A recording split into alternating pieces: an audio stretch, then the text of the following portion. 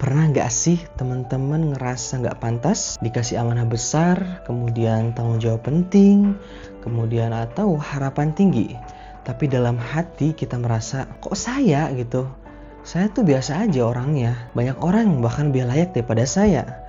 Nah, pernyataan perasaan itu bukan cuma kita yang alami saja, bahkan ketika Allah memilih para malaikat dan manusia jadi rasul pun gak semua dari mereka itu kelihatan qualified.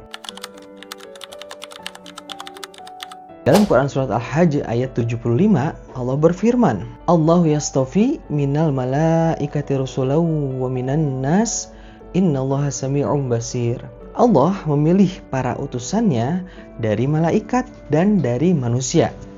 Sesungguhnya Allah maha mendengar, maha melihat. Artinya bahkan dari miliaran manusia cuma sebagian yang Allah pilih. Pilihannya Allah itu bukan sembarangan, tapi bukan juga berdasarkan CV kita atau seberapa banyak sertifikat kita atau IPK kita. Bayangin deh kamu datang ke interview kerja, tapi kamu nggak punya pengalaman sama sekali, nggak ngerti ngoding, kemudian skill teknologimu ya cuma tahu Google, Microsoft Word aja, tapi interviewernya bilang, selamat, saya terima kerja, kamu kerja mulai besok ya. Loh serius? Ini pasti salah orang. Tapi ternyata interviewer itu tahu sesuatu yang kamu nggak tahu. Dia lihat potensi dalam dirimu. Begitu juga dengan Allah.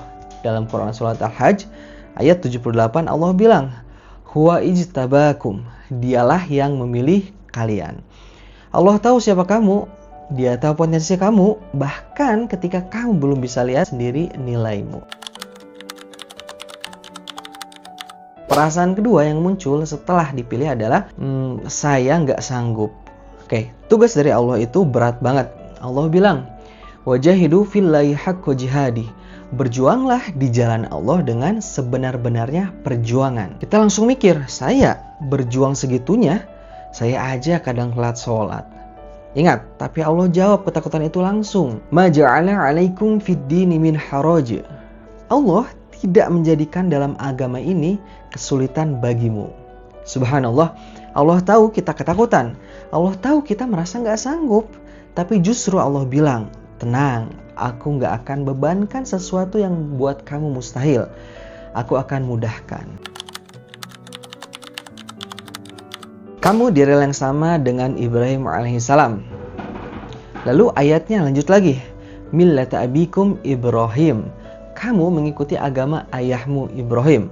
Nah loh, tugas besar ini ternyata adalah kelanjutan dari legacy Nabi Ibrahim alaihissalam. Tapi tunggu dulu.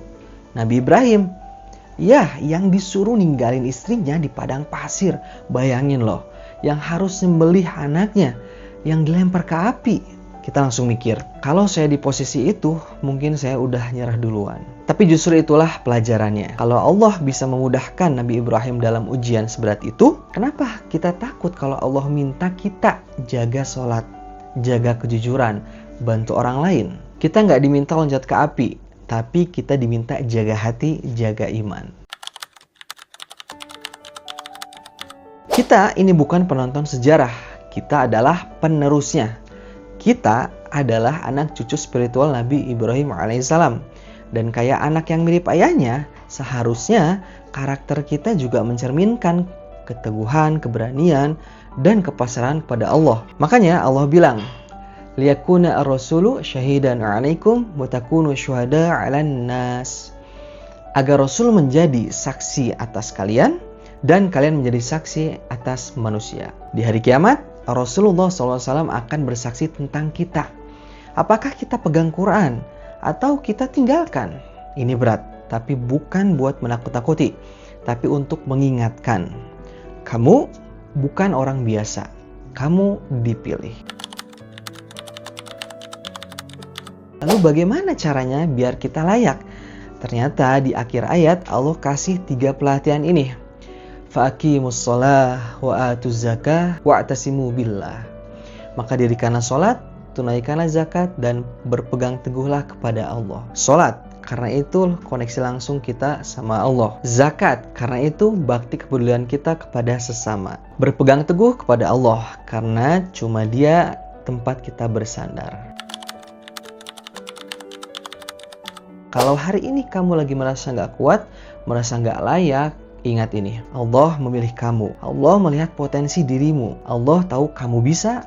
Bahkan saat kamu belum yakin, Allah akan bantu kamu melalui semuanya. Allah udah pilih kamu untuk jadi bagian dari kisah besar. Kamu bukan karakter sampingan. Kamu pemeran utama dalam perjuangan iman hari ini. Dan setiap langkah kecil yang kamu ambil, menjaga sholat, menjaga lisan, menolong orang, semuanya adalah bukti kamu sedang menjawab pilihan itu.